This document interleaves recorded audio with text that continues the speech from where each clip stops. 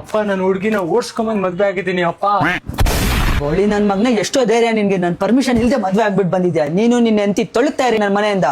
ಅಪ್ಪ ಒಂದ್ ನಿಮಿಷ ನನ್ ಮಾತ್ ಕೇಳಪ್ಪ. ನೀನ್ ಒಂದ್ ಮಾತು ಮಾತಾಡ್ಬೇಡ. ನನ್ ಸತ್ರು ನನ್ ಹೆಣ ಹೊರಕ್ಕೂ ಬರ್ಬೇಡ. ಅಪ್ಪ ನಾನು ಏನ್ ಹೇಳಕ್ ಬರ್ತಿದ್ದೆ ಅಂದ್ರೆ ಅವ್ರ ಮನೆಯವ್ರ ವರದಕ್ಷಿಣೆ ಒಂದು ಮಹೇಂದ್ರ ತಾರು 50 ಲಕ್ಷ ಕ್ಯಾಶ್ ಕೊಟ್ಟಿದ್ದಾರೆ ಅಪ್ಪ.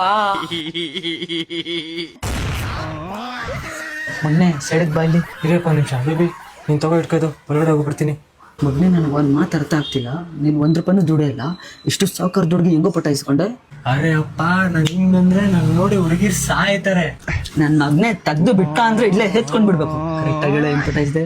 ಏನಿಲ್ಲಪ್ಪ ನಿಮ್ದು ಕ್ಲೀನ್ ಆಗಿರೋ ಮಕ್ಕ ನೋಡಿ ಬಿದ್ದೋಗ್ಬಿಟ್ಲಪ್ಪ. ಏನೋ ಮಕ ನೋಡಿ ಬಿದ್ಲ? ನಿನ್ ಮಗದಲ್ಲಿ ಅಷ್ಟು ಪಿಂಪಲ್, ಡಾರ್ಕ್ ಸರ್ಕಲ್ಸ್ ಎಲ್ಲ ಇಲ್ವೋಯ್ತು ಇಷ್ಟು ಕ್ಲೀನ್ ಆಗಿ?